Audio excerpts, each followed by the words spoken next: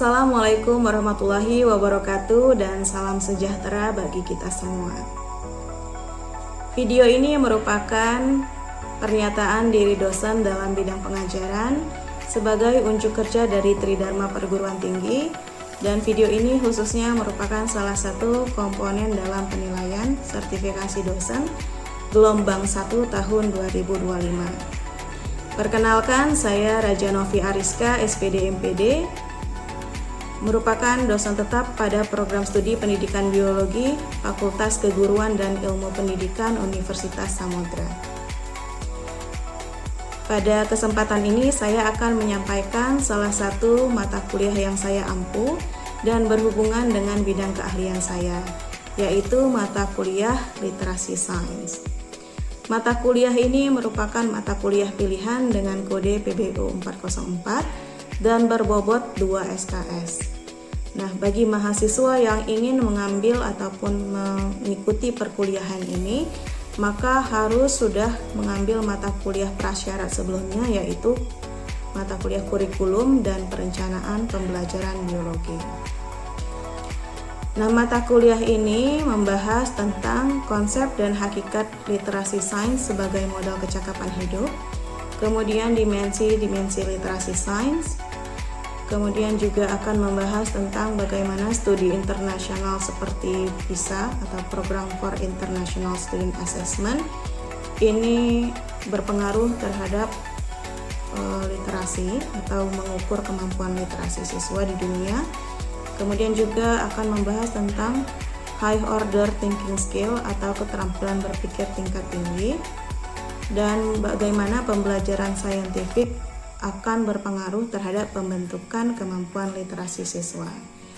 Nah, yang terakhir, pembahasan dalam mata kuliah ini merupakan bagaimana peran kurikulum dan saintek dalam membentuk ataupun dalam mengembangkan keterampilan literasi manusia. Nah, pada mata kuliah ini, proses perkuliahan itu terdiri dari 3 tahapan kegiatan, yaitu ada tahap delivery, kemudian yang kedua adalah interaction, dan yang terakhir adalah assessment atau penilaian.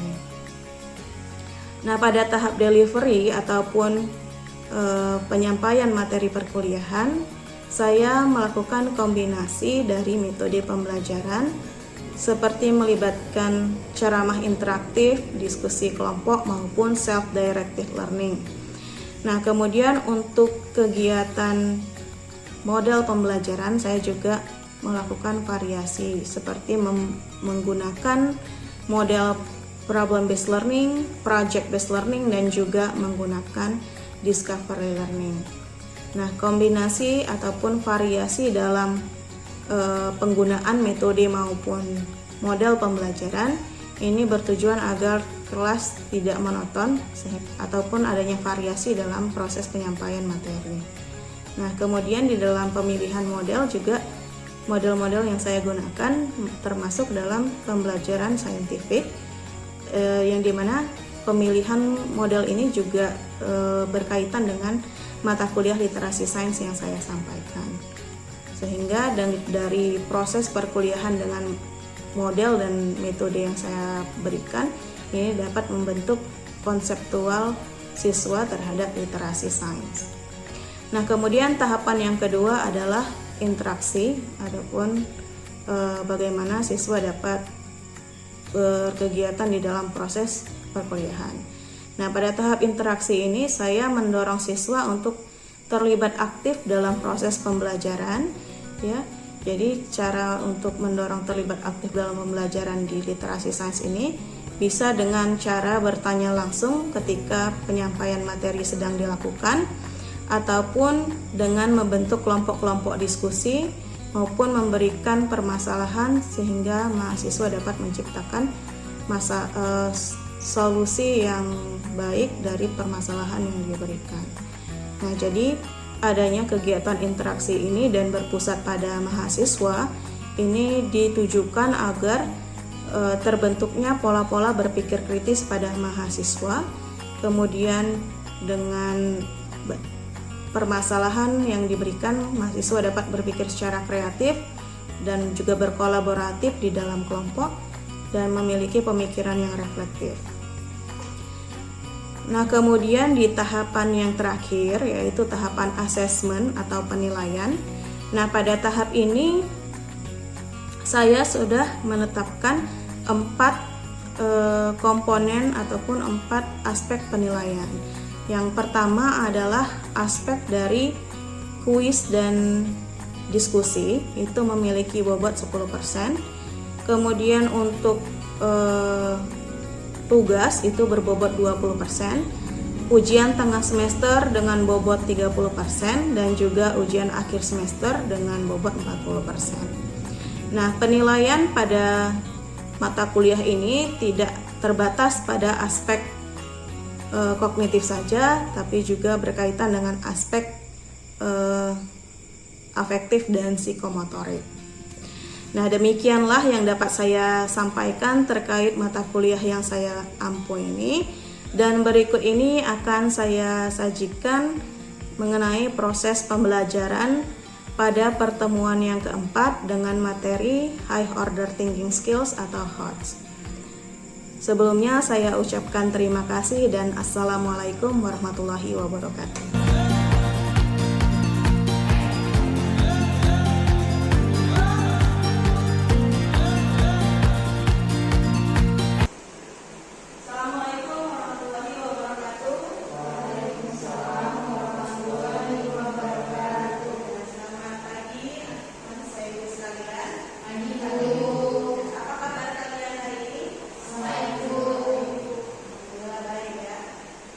Mungkin ada yang tidak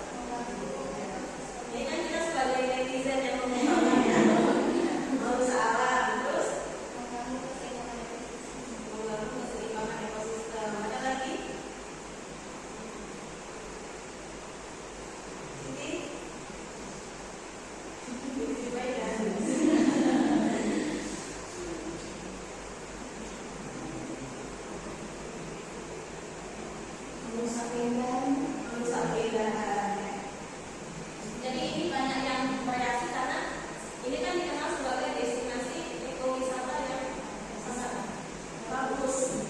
Tiba-tiba ada penambahan. Coba bersama dengan kelompokmu analisislah dampak yang dapat terjadi akibat kegiatan ini serta berikan alternatif solusi atas permasalahan ini.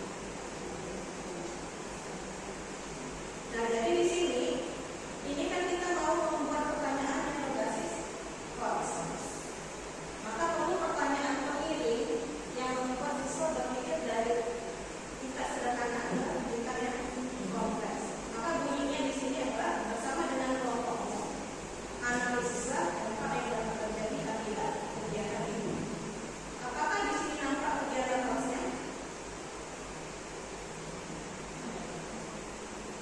Ya. Nampak nggak di sini pertanyaan hostnya? Ya, karena ada kata kuncinya yaitu analisis. Oke, nah kemudian apa lagi yang menggunakan di sini host? Menyelesaikan masalah dengan cara memberikan alternatif solusi. Ya. Nah, jadi disitulah nampak ketika kita menjadi seorang guru nantinya, kita harus bisa membuat pertanyaan yang dari hal mendasar sampai ke yang sifatnya lebih kompleks untuk membantu anak-anak bisa berpikir kritis atau kritis tadi ya. Nah, jadi di sini ibu akan bagi kalian jadi 3 kelompok, ya, Fatia dan Nia, Siti dan Enda. Kemudian yang di belakang juga bertiga ya.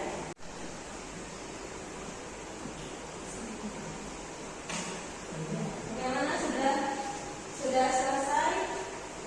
Sudah sulit? Kita belajar tentang oke, ibu mau minta seperwakilan ke kelompok maju ke depan, ya, membacakan soal hots yang sudah berhasil kalian susun. Kelompok 1.